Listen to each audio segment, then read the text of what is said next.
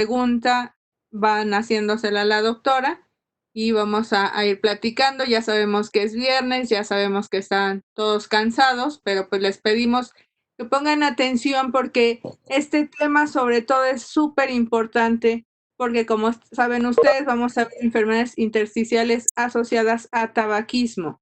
Y entonces a veces, muchas veces nos encontramos historias clínicas intersticiales y resulta que nadie les preguntó tabaco porque pues no era EPOC, ¿no? O no se pensaba para qué le busco. No, vamos a ver que también aquí nos metemos los de intersticiales y hay muchas cosas y en este caso pues a veces podemos corregir los daños que están. Entonces, doctora Jessica, muchas gracias otra vez y adelante, todo tuyo. Gracias, doctora. No sé si me escuchan ahí. Sí, te escuchamos bien y ya estamos viendo la presentación. Perfecto.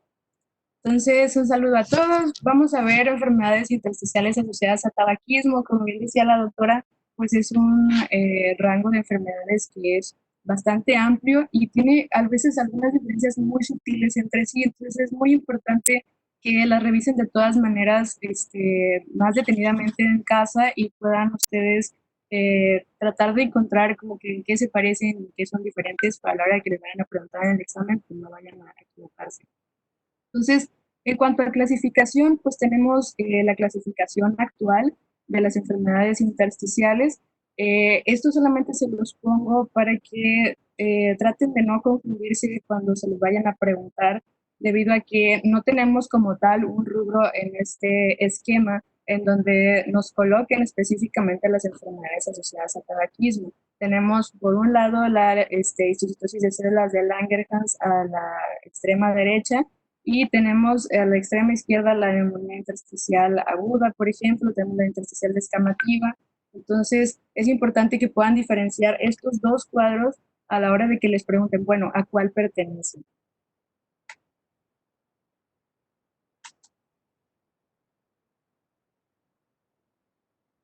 Este otro cuadro se los pongo ya propiamente como un artículo de revisión del CHEST, es de este año, si mal no recuerdo. En el lado izquierdo podemos observar todas las enfermedades asociadas a tabaquismo que como tal podemos nosotros clasificar, ¿no? Que serían la bronquiolitis respiratoria intersticial, la neumonía intersticial descamativa, tenemos también la histocitosis de células de Langerhans, me salto la fibrosis asociada a tabaquismo. También tenemos la neumonía sinofílica aguda, la IPF, que seguramente ya la revisaron con la doctora Mayra, y el síndrome combinado.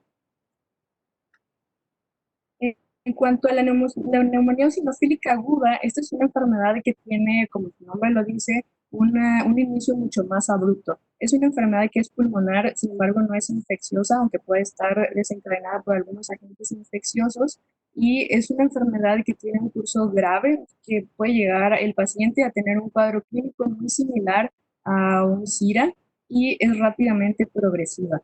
Generalmente pues afecta igual a hombres que a mujeres, y es importante recordar que en este caso, a diferencia de la neumonía eosinofílica crónica, pues los pacientes no cuentan con una historia previa de asma. Si quieren, posteriormente con Robinson les puedo enviar algunos artículos. Hay un artículo donde viene una tabla en donde vienen algunas diferencias respecto a la neumonía eosinofílica aguda y la neumonía eosinofílica crónica, porque muy seguramente eso va a venir en el examen. Entonces, para que sepan diferenciar una de la otra.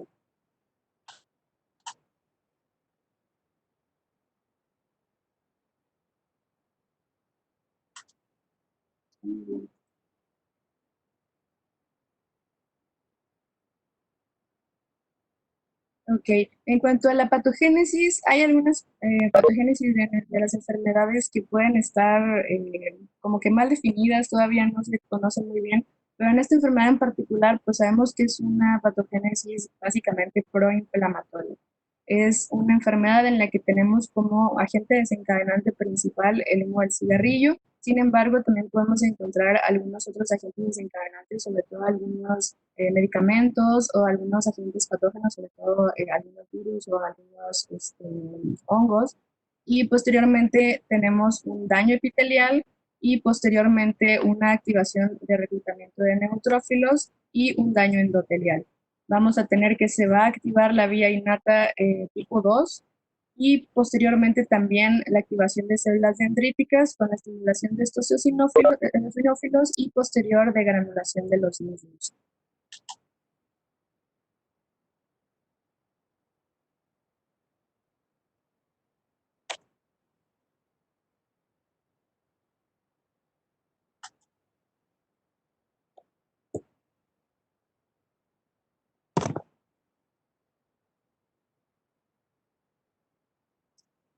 Okay, como factores de riesgos, pues generalmente vamos a tener que, cuando hablamos de enfermedades intersticiales, tenemos que tener muy en cuenta todo el historial de exposicionales. En este caso, como ya decía la doctora Ivette, tenemos que comentarle al paciente de manera intencionada si ha tenido alguna exposición a tabaco y no necesariamente decirle al paciente, ¿usted fuma o no fuma? Porque en ocasiones en este tipo de enfermedades el tabaquismo se ha asociado sobre todo en nuevos fumadores. El fumador que tuvo una exposición muy ocasional a este tipo de exposicionales y también preguntarle muy intencionadamente, sobre todo por algunos medicamentos. Se ha asociado mucho a aminocitrina, daptomicina y a fludarabina. Y también si el paciente pues vive en alguna zona endémica, por ejemplo la coccidiomicosis, acá en el norte pues tenemos mucho coxi y tenemos mucho aspergillus, allá ustedes te preguntarán también por histoplasma, etcétera. Tenemos aquí una tabla que está bastante amplia, que viene en este artículo del American Journal, en donde nos dividen sobre todo los exposicionales y inhalados. Tenemos obviamente en el primer lugar pues la inhalación de humo de cigarrillo y posteriormente pues tenemos también algunas drogas que se usan de manera muy frecuente, sobre todo marihuana, y tenemos también algunas exposiciones parasitarias o fúngicas, como ya les mencionábamos. En cuanto al cuadro clínico, pues el cuadro clínico, como les decía, es abrupto. Generalmente se va a presentar en la primera semana, el primero al séptimo día, máximo al día 31, en donde hay algunas presentaciones que se han descrito como subagudas, pero ya más de un mes, pues tendríamos que estar pensando ya más en una eosinofílica crónica. Vamos a presentar tos no productiva, taquipnea, vamos a tener fiebre, disnea en un individuo que previamente era completamente sano, que no se conocía con ninguna enfermedad pulmonar. En algunos casos podemos tener también dolor pleurítico y es bastante frecuente que se encuentren también con derrame pleural. Podemos tener crepitantes en 80% de los casos y en 20% de los casos podemos tener un individuo con una exploración física normal. En cuanto a la broncoscopía, pues ya sabemos, la broncoscopía es como el gold estándar para esta enfermedad. Es importante recordar que se debe hacer de manera temprana en todo paciente que tenga infiltrados pulmonares inexplicables. Y lo que tenemos que observar en este caso, pues es un lavado eosinofílico mayor del 25%, y generalmente nos va a sustituir la biopsia pulmonar. Generalmente no se realiza, puesto que la broncoscopía pues ya nos da bastante información. En cuanto a los estudios de laboratorio, siempre es importante también solicitar la biometría hemática inicial. Sin embargo, es muy frecuente que al inicio no veamos esa elevación de eosinófilos que regularmente se describe. Podemos encontrar también eosinofilia en el líquido pleural, como les decía, es muy frecuente que se presenten con derrame pleural, generalmente bilateral. Y podemos solicitar también los niveles de IgE, y los cuales en ocasiones pueden encontrarse normales, pero si se encuentran elevados, pues ya nos van orientando. En cuanto a los hallazgos radiológicos, en la tomografía de alta resolución vamos a observar las opacidades en vidrio del lustrado. Estas son difusas o pueden encontrarse también en parches, con un engrosamiento septal interlobular y la presencia de derrame pleural, como les decía, hasta en 2/3 de los casos, generalmente bilateral. A diferencia de, por ejemplo, lo que vemos en la eosinofílica crónica, que tiende más a consolidar. La histopatología, como les decía, es muy raro que se realice la biopsia pulmonar. Sin embargo, cuando la vemos, tenemos que buscar intencionadamente la infiltración de eosinófilos, sobre todo en intersticio y en espacios alveolares, y vamos a ver un daño alveolar difuso. ¿Okay? Uno de los propósitos de realizar la biopsia, pues principalmente es para excluir otro tipo de enfermedades. Como ya sabemos, se asocia mucho a exposiciones, sobre todo de hongos, y realizar la biopsia pues nos va a ayudar a descartar. En cuanto a los criterios diagnósticos, como ya veíamos, de manera de resumen, podemos ver el inicio abrupto de los síntomas y acompañados de fiebre, las opacidades bilaterales, tenemos un paciente con hipoxemia, que puede ser una hipoxemia leve o una hipoxemia grave, podemos tener la eosinofilia y la ausencia de infecciones. Con esto nosotros ya podemos realizar el diagnóstico de neumonía eosinofílica aguda sin necesidad de realizar una biopsia pulmonar. En cuanto al tratamiento, pues generalmente se utilizan los corticosteroides. Es importante recordar que en todas esas enfermedades de las que vamos a hablar hoy hay que recomendarle al paciente que suspenda el hábito del tabaquismo, canalizarlo a una clínica de tabaquismo. También es importante recordar que la mayoría de estos pacientes pues van a tener una mejoría clínica, incluso solamente con suspender el tabaquismo, pero sobre todo en los pacientes que presentan datos de hipoxemia podemos utilizar los corticosteroides y ya más o menos a las 48 horas ya debemos empezar a dar mejoría. Vamos a pasar a bronquiolitis respiratoria. Esta es otra de las enfermedades asociadas a tabaquismo y sobre todo lo que le da el nombre a esta patología es, o lo que nos ayuda a diferenciarla principalmente de otras enfermedades, por ejemplo, de otras bronquiolitis o de neumonía intersticial descamativa, es que es un depósito de macrófagos. Recordar que son macrófagos pigmentados en los bronquiolos respiratorios y en los espacios alveolares. Es importante, y les voy a dar así como que la perla, para diferenciarla de neumonía intersticial descamativa, es recordar que la histopatología tiene un predominio mucho más bronquiolocéntrico, a diferencia de la descamativa que es mucho más difusa, ¿ok? Eh, También recordar que, o sea, existen otros tipos de bronquiolitis, sin embargo, en los otros tipos de bronquiolitis no vamos a observar esta célula, el macrófago pigmentado, vamos a observar a lo mejor linfocitos o vamos a observar otra cosa. Esta enfermedad se estima que representa el 2 al 13% de las neumonías intersticiales y se presenta aproximadamente el 90% de los fumadores, los cuales pueden llegar a desarrollar neumotórax espontáneos. Y la edad de inicio puede variar desde los 20 a los 50 años, etc. Como les decía, aquí les puse este cuadro de la clasificación patológica de las bronquiolitis para que se den cuenta que la diferenciación de estos diferentes tipos de bronquiolitis pues es más que nada histopatológica y en nuestro caso la que vemos es la bronquiolitis respiratoria, en donde vemos la acumulación de macrófagos. Si se fijan en otras bronquiolitis, vemos la acumulación de linfocitos, vemos inflamación transmural, vemos inflamación y fibrosis, etc. En cuanto a los hallazgos tomográficos, podemos observar las opacidades en vidrio ilustrado que generalmente pueden ser difusas o parchadas, pero es importante recordar que principalmente se van a afectar los lóbulos superiores. También podemos encontrar los nódulos centrolobulares en vidrio ilustrado y podemos encontrar engrosamiento septal, central y periférico de la pared bronquial. Y también podemos observar perfusión mosaico o la presencia de enfisema. Y igual que en la neumonía intersticial descamativa, también podemos encontrar la presencia de enfisema por la antecedente exposición a tabaquismo. Pero importante recordar, revisar la fase expiratoria de la tomografía para ver si tenemos también la perfusión mosaico. Aquí tenemos otras imágenes en donde podemos ver el enfisema en el corte del lado izquierdo, los nodulitos del lado derecho. Se puede parecer incluso también a las imágenes que vemos en neumonitis por hipersensibilidad.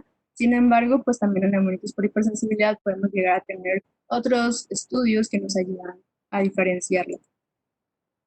El diagnóstico, pues síntomas son síntomas insidiosos, a veces podemos tener sibilancias, a veces podemos tener un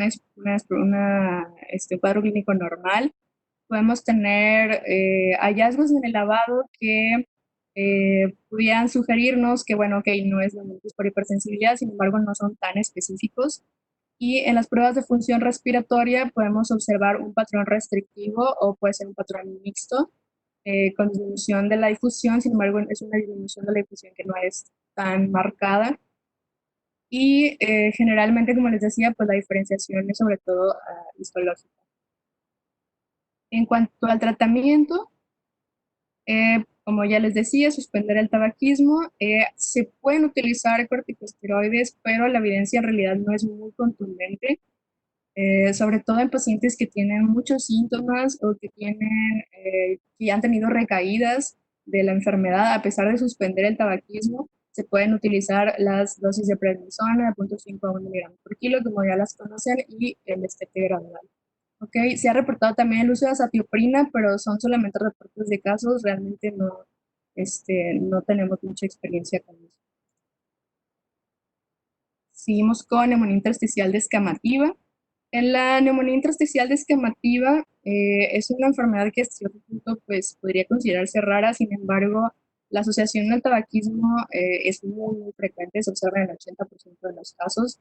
Sin embargo, a diferencia de la bronquiolitis, que es básicamente, o sea, exclusiva de exposición a tabaquismo, esta sí puede tener algunos matices en donde podemos ver que se asocia también a enfermedades autoinmunes. En 22% de los casos, pues tenemos asociación a otros exposicionales y tiene también un rango de edad muy similar que se presenta entre los 40 y los 60 años, con una predominancia marcada en hombres. Y tenemos una afectación, como ya les decía, difusa de los espacios aéreos distales. Como ya les decía, esta se asocia mucho sobre todo a artritis reumatoide, esclerosis sistémica, enfermedad mixta del tejido conectivo. Podemos tener también antecedentes de exposición a humos de soldadura, polvos, personas que trabajan en minería, antecedentes de exposición a drogas como sirolimus y igualmente también exposición a fúngicos. En cuanto a los síntomas más frecuentes, son síntomas que van progresando a lo largo de mucho tiempo. Generalmente tienen una disnea de esfuerzo. La disnea no es así como que la presenten de un día para otro, es bastante progresiva y una tos crónica. Las pruebas de función respiratoria pueden igual presentar un patrón restrictivo mixto con una reducción de la DLCO, pero ahí sí pues es variable, ¿no? Dependiendo de qué tan avanzada esté la enfermedad, qué tan profunda va a ser la disminución de la difusión. Y la radiografía de tórax puede ser normal en un tercio de los casos confirmados. En la tomografía de alta resolución vamos a ver igual opacidades en vidrio desmerilado. Sin embargo, en este caso no es tan frecuente ver la presencia de nódulos en vidrio ilustrado como lo vemos en la bronquiolitis, y este tiene un predominio sobre todo en los lóbulos inferiores. El vidrio ilustrado lo vamos a ver eh, que llega hasta la subpleura y que también tiene ese predominio hacia los lóbulos inferiores. Puede llegar a haber reticulaciones o panelización, pero realmente es muy escasa. Aquí vemos también en esta imagen el predominio en lóbulos inferiores, como se extiende totalmente hacia la periferia. En cuanto a los hallazgos morfológicos, podemos observar que se demuestra patológicamente solamente en 39% de los casos, y la histopatología se va a caracterizar, como les decía, por la presencia de macrófagos, pero con una acumulación difusa. Les traje aquí un estudio que es un review del 2019, en donde podemos observar las principales características en cuanto a todo lo clínico. Vemos el predominio bastante importante en hombres, con un 62%. Vemos también, como ya les decía, pues la disnea de esfuerzo en un 86% y la tos no productiva. Pueden llegar a tener también otros síntomas, pero esos son ya más variables. En el 6% de los casos incluso puede llegar a ser incidental, podemos tener un paciente completamente asintomático, y es muy frecuente también la presencia de crepitantes. En cuanto al tratamiento, pueden tener una supervivencia bastante buena, del 90% a los 10 años. Sin embargo, es como que muy variable dependiendo del tipo de población, ¿no? Los corticosteroides sistémicos también los hemos llegado a utilizar, sobre todo en pacientes que son muy sintomáticos o que tienen enfermedades refractarias. También se ha utilizado los macrólidos y la ciclofosfamida, pero solamente han sido reportes de casos. Y estamos tratando, también considerando el uso de Nintedanib en las formas fibrosantes progresivas. O sea, todavía no es algo en lo que se tenga mucha experiencia, sin embargo, es algo que ya se está empezando a utilizar a partir de los últimos estudios. Esta enfermedad progresiva hay que tenerla muy en cuenta y hay que vigilar a estos pacientes, sobre todo los que detectamos en fases más tempranas, porque si vemos que es una enfermedad que tiene muchas recaídas o que está fibrosándose de forma muy rápida, tenemos que considerarlos para trasplante pulmonar. Este es otro de los cuadros que venían también en el artículo de revisión, sobre todo para darnos cuenta de qué tanto se benefician los pacientes de retirar la exposición al humo del tabaco, en donde podemos observar que más o menos el 23% de nuestros pacientes tuvieron una mejoría importante solamente con retirar el uso del tabaquismo. Sin embargo, hasta un 89% de los casos requirieron el uso de un corticosteroide adicional y los pacientes que requirieron otras medidas, que fueron alrededor del 19%, tuvieron una mejoría aproximadamente en los primeros 2 años. Vamos a continuar con la histocitosis de células de Langerhans. En cuanto a la histocitosis de células de Langerhans, como ya sabemos, bueno, la que nos interesa un poquito más a nosotros, tenemos la histocitosis de células de Langerhans, que es sistémica, y la que es de un solo órgano o de un sistema único. Nosotros principalmente la que vemos es la de sistema único, en donde predominantemente tiene un curso benigno, sin embargo se ha llegado a comparar con neoplasias mieloides. Tenemos que pues más del 90% de los pacientes con histocitosis son fumadores o fueron fumadores en algún momento, y también se le conoce como el granuloma eosinofílico o la histocitosis pulmonar primaria. Esta, como ya decíamos, es una enfermedad que es casi exclusivamente de adultos y tiene una presentación que oscila entre los 20 y los 40 años. Sí llega a tener una presentación un poquito más en pacientes más jóvenes. Se ha asociado también con mayor incidencia de cáncer pulmonar y sobre todo con linfomas. Nos pregunta examen: linfoma Hodgkin, linfoma no Hodgkin, tumor carcinoide y ganglioneuroma mediastinal. En cuanto a los antecedentes, pues, como ya les decía, esto también es otra de las enfermedades que como que la fisiopatología no está todavía muy bien definida. Sin embargo, pues sabemos que las células de Langerhans son células presentadoras de antígeno y que estas pues van desencadenando algunas vías proinflamatorias, y se ha observado recientemente pues también que suprimen algunos mecanismos apoptóticos, y que últimamente pues se ha visto que está muy asociada a algunas mutaciones genéticas, las cuales también pues tienen esa influencia en estas vías celulares. En cuanto a la presentación clínica, el 10% de los pacientes pueden ser asintomáticos. El tiempo de evolución generalmente es menor a 1 año antes del diagnóstico.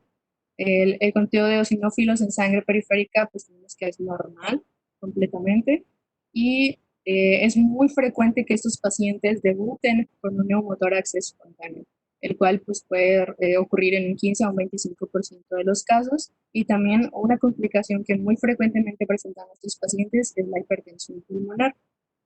En cuanto a los síntomas clínicos más frecuentes, pues tenemos disnea, tos no productiva, dolor torácico que frecuentemente es pleurítico, pueden tener fatiga, como ya decimos, pérdida de peso, pueden también tener, en algunos casos, pueden tener manifestaciones extrapulmonares, y las más frecuentes pues son la diabetes insípida o el rash cutáneo, y pueden presentar también en algunos casos hemoptisis. Esos son algunos ejemplos de las manifestaciones extrapulmonares. Es importante que en estos pacientes hagamos la evaluación completa y buscar intencionadamente las manifestaciones cutáneas. En algunos casos, si nosotros solicitamos todos los estudios de gabinete y vemos que nuestro paciente pues tiene hiponatremia, lo que ustedes quieran, pues pensar ya de cajón que tenemos que revisar la pituitaria y ver si no tiene alguna manifestación extrapulmonar. En la tomografía de alta resolución podemos ver los nódulos que generalmente son sólidos, son nódulos que vienen de 2 a 10 milímetros aproximadamente, Más que nada predominan las zonas superiores y las zonas medias de los pulmones. Son nódulos que característicamente se han descrito como nódulos estrellados, que tienen como que ese halo de vidrio ilustrado en la periferia. Y estos nódulos, cuando van evolucionando, posteriormente se van cavitando y se van extendiendo, formando unos quistes que tienen esas características abigarradas, son unos quistes feos, todos deformes, y se puede observar también paralización en las fases ya más avanzadas. Como vemos en la imagen, se van extendiendo estos nódulos, se van formando cada vez más quistes, y en este caso ya con la presencia de un neumotórax espontáneo y fibrosis panacinar. La broncoscopía, pues generalmente nos sirve para descartar otras causas. Sí se puede confirmar el diagnóstico, sobre todo cuando tenemos la tinción de las células, de la expresión de las células CD1, pero es muy raro que las encontremos. Entonces, como tiene una sensibilidad del 25% o menos, rara vez se realiza este proceso. Es muy útil. La biopsia transbronquial pues tiene un rendimiento diagnóstico ahí pues más o menos de hasta 50%, en algunos casos se ha presentado menos. Y el gold estándar en este caso pues sería la realización de la biopsia pulmonar. En cuanto a los hallazgos morfológicos, pues tenemos que encontrar los grupos de células de Langerhans rodeando los bronquiolos, que llegan incluso como a ocluir las paredes bronquiolares, y también encontrar la expresión de la célula CD1A y la proteína S100 y la CD207. La CD207 o la langerina es altamente específica y se asocia sobre todo a los gránulos de Birnbaum. Este último párrafo es pregunta de examen también. Les van a preguntar de la proteína C100, la CD207 y los gránulos de Birnbaum. ¿Okay? En cuanto a los estudios de laboratorio, es importante pues también solicitar la alfa-1 antitripsina cuando pues a lo mejor todavía no somos tan expertos como la doctora Mayra viendo la tomografía y nos queda duda si tienen enfisema o realmente no son quistes, etcétera. Y podemos solicitar este estudio para pues, descartar diagnósticos.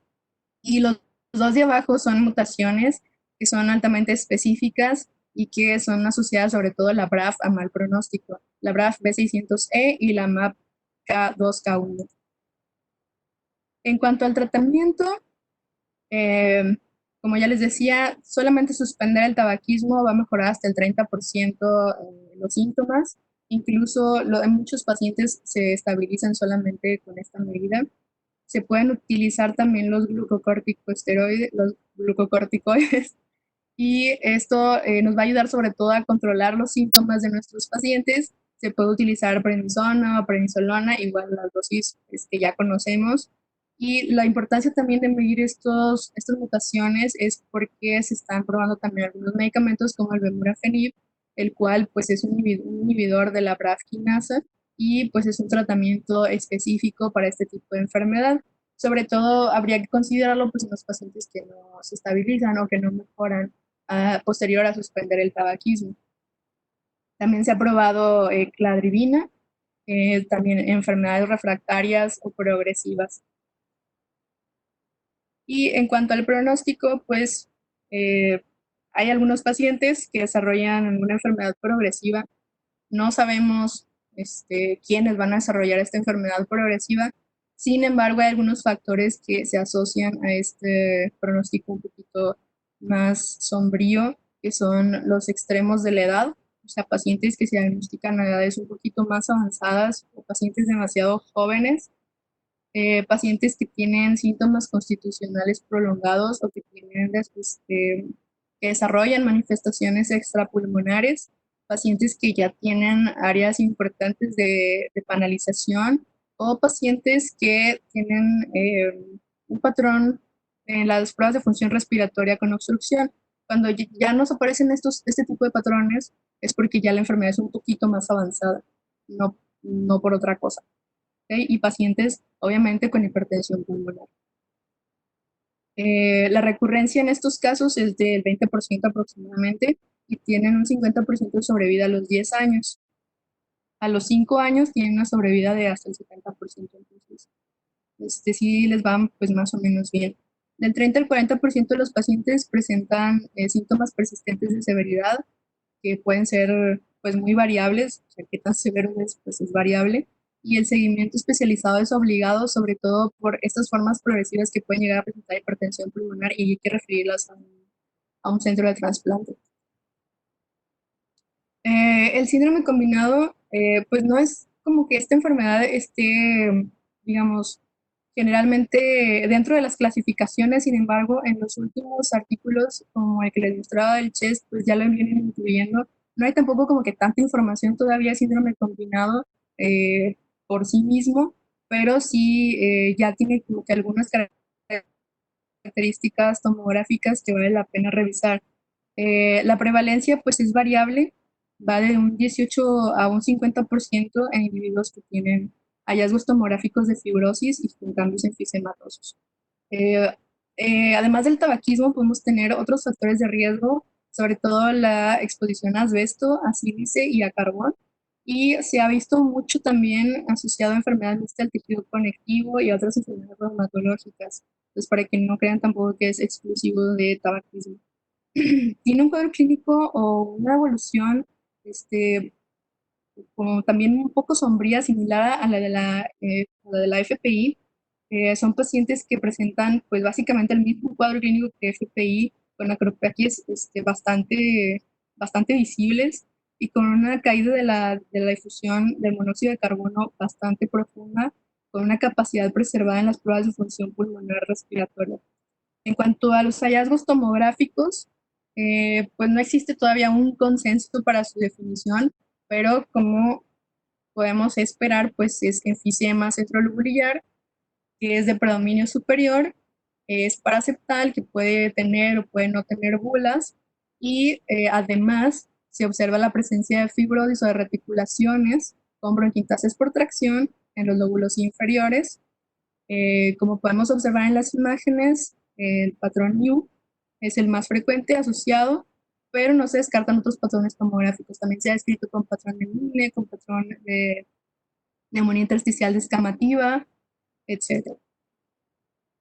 Aquí vemos también otro ejemplo en las imágenes con una fibrosis bastante importante, con bronquiectasias por tracción, a pesar de lo avanzado de la enfermedad, todavía hay más o menos una conservación del volumen pulmonar y tenemos unos factores genéticos también que ya se están asociando a mayor susceptibilidad. Sobre todo esto es importante en los casos en los que los pacientes pues, no tienen un antecedente de tabaquismo, como las mutaciones ABCA3 o las mutaciones en el gen SFTPC, y estos están asociados pues, a activaciones de la vía de la neutrofila elastasa y del el TNF-alfa.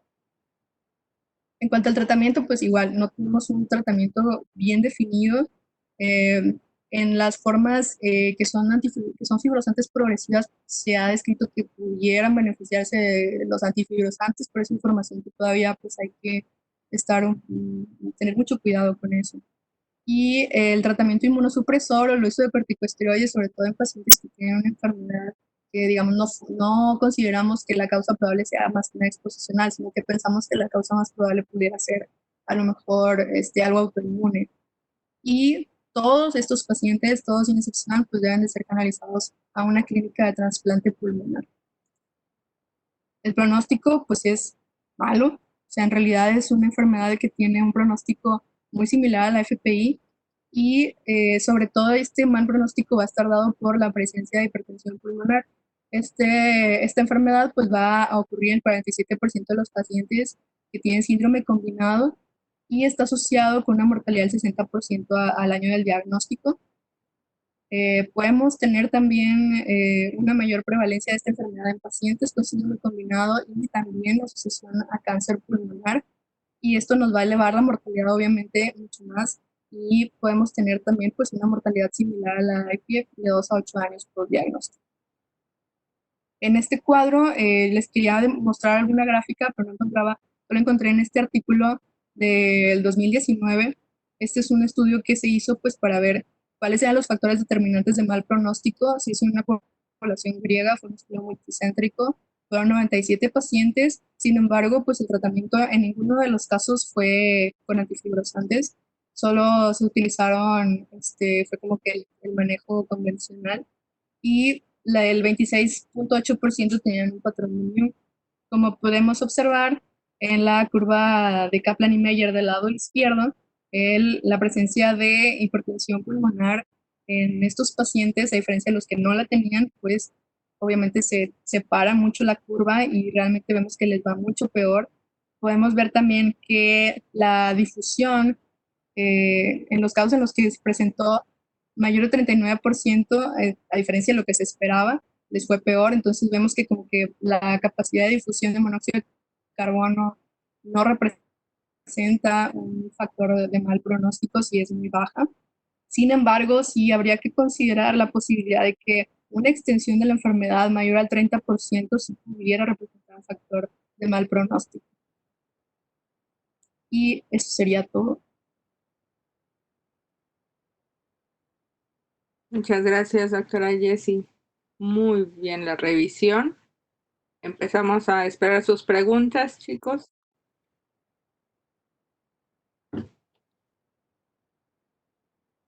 Ahí tienes la primera. Dice, ¿cuánto tiempo se espera mejoría tras suspender el tabaco?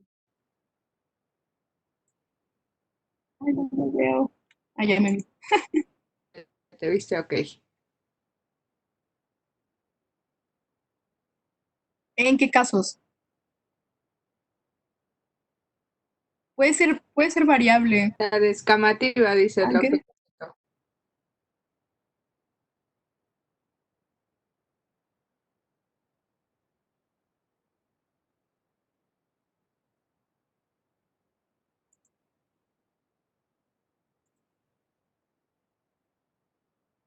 ¿Te escuchamos, Jessie? ok, es que no me veo. Tengo problemas técnicos. Te apures, que ahí te vemos y te oímos. Que no te apures.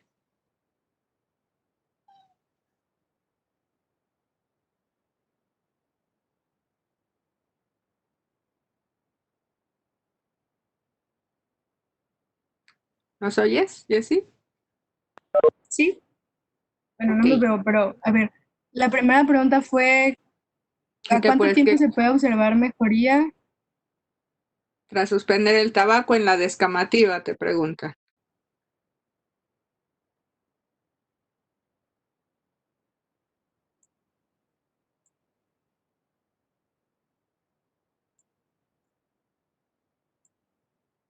Pues ahí yo creo que es variable, ¿no, doctora? Ahí lo que yo he visto, pues algunos artículos de revisión, es que lo que ellos hacen con sus grupos de pacientes es observar la mejoría entre los 6 y los 12 meses. Ujú.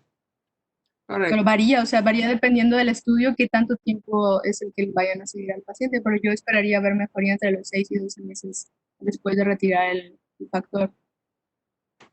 El factor causal en estos casos, entonces sí, por eso es lo más importante, ¿no? Tienen que suspender el tabaco y es suspenderlo todo, no es reducir, no. Aquí tenemos que mandar al paciente si tiene problemas para poder suspenderlo. Aquí es cuando hay que hablar con las clínicas de tabaquismo. No es que le voy a bajar poquito, aquí es suspensión total del tabaquismo.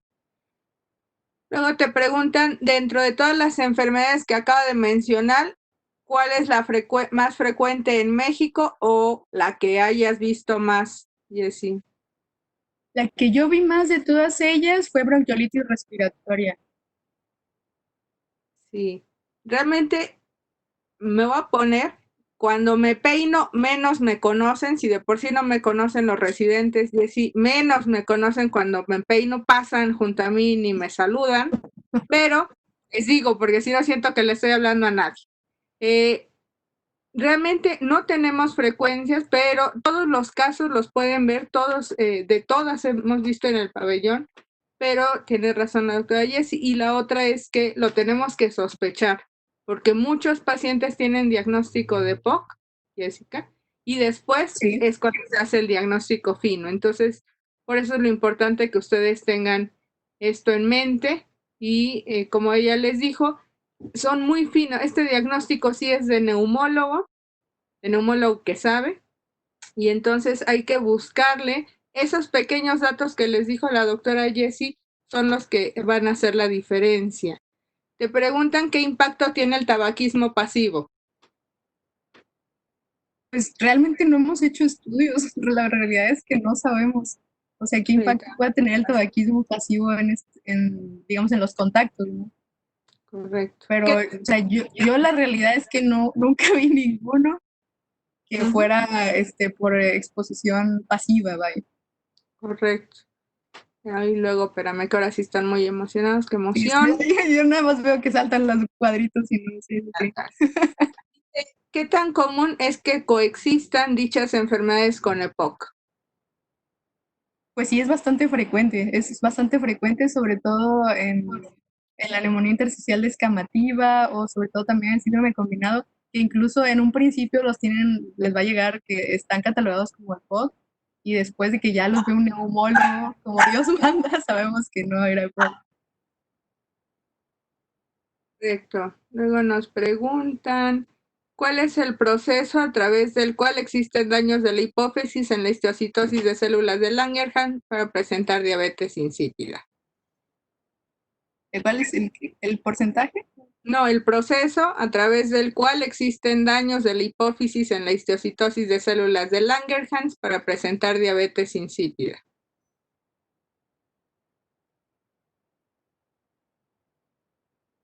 El mecanismo por el cual, pues hasta donde yo tengo entendido, pues es por el depósito de células de Langerhans que pues llegan a afectar en otros tejidos. Realmente no se sabe ni siquiera cuál es el mecanismo específico para la esclerosis pulmonar. Sin embargo, pues como ya les decía, como es una enfermedad que puede ser hasta cierto punto como una neoplasia mieloide, pues se espera que en estos órganos que llegan a tener también como que esas líneas celulares mielocíticas pudieran llegar a estar afectados, pero así como un mecanismo muy específico, pues no sabemos. Es correcto. Acuérdense que estas son las que se llaman enfermedades raras. Intersticiales están dentro de ese grupo, como les mostró en la primera diapositiva Jessica. Entonces, ¿por qué se llaman enfermedades raras? En general, sí es porque sean pocos frecuentes, pero también es porque no hay tanta investigación sobre ellos. Entonces, eso es lo que hace la diferencia. Yo siempre peleo cuando me dicen que la fibrosis pulmonar idiopática es una enfermedad rara. No, es así, no se las acepto, porque en FPI sí hay mucha investigación. En cambio, en histiocytosis, en todas estas que son menos frecuentes, pues sí, a estas sí les podemos llamar raras, y es poco a poco ciertos grupos que se empiezan a interesar en ellas, son los que hacen estudios multicéntricos por eso, para poder tener más casos y tratar de ir poco a poco viendo cuáles son las diferentes fisiopatologías en estos casos. Pero es muy interesante, ven, porque les digo que hay mucho que hacer en estas enfermedades.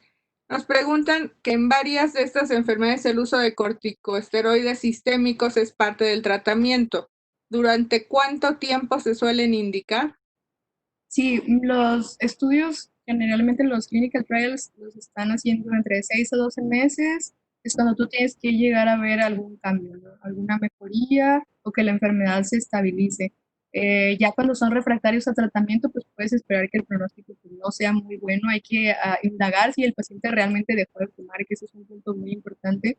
Y en algunos casos, pues ya de plano referirlos a clínica de trasplante. Trasplante. Preguntan cómo definiríamos a una forma progresiva. Quiero pensar, no sé, pero ahorita que nos expliquen, como en las otras EPID, disminución Sí, de FBC más del 10 y del SO más del 15. sí, sí, a eso me refería. Tal cual. ¿Alguien más? Jessy, pues eres la que más preguntas lleva hasta ahora. Perfecto. Excelente. Al tema. Me da mucho gusto. Y bueno, si ya no tienen más. Ah, espérame, no, ya llegó otro, ya ves. ¿Qué dosis de Yo ni esteroides los veo. es la que se maneja y esta es constante o la disminuimos con el tiempo? Pero, ¿cuál fue la primera parte de la pregunta? Perdóname, ¿qué dosis de esteroide es Ajá. la que se maneja y si es constante o la disminuimos con el tiempo. Siempre hay que disminuirlas, o sea, siempre tienen que destacar a los pacientes. Lo recomendado o lo que tenemos experiencia nosotros es utilizando las dosis de 0.5 o 1 miligramo por kilo de peso, pero siempre recuérdense que hay que ir destetando a los pacientes semanalmente, nunca se les da dosis eterna.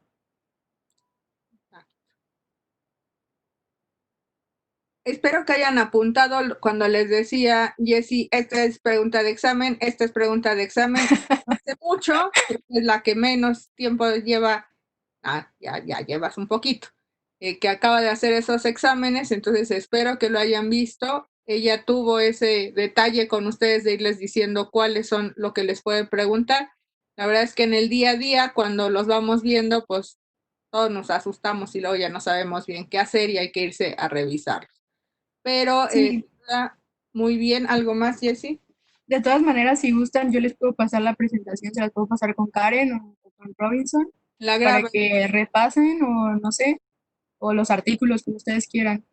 Perfecto, doctora Jessy. Bueno, pues muchas gracias a todos. Les recuerdo mañana la sesión de FPI y no es para que me oigan a mí, es para que oigan a las otras doctoras y que completemos la parte que nos faltó de FPI. Entonces, espero que les hayan mandado el mail. Si no les mandaron el mail, avísenme porque tienen unas cuantas horas para tenerlos a las 12 del día. Entonces, los que puedan, yo creo que les va a gustar y así esperamos que sea. Y el lunes nos vemos a las 5 con neumonitis por hipersensibilidad. Doctora Jessy, muchas gracias, un gusto verte, cuídate. Igualmente, doctora, un gusto saludarla. Espero que les haya servido la clase. Hasta luego. Duda. Gracias, niña. Chao. Chao.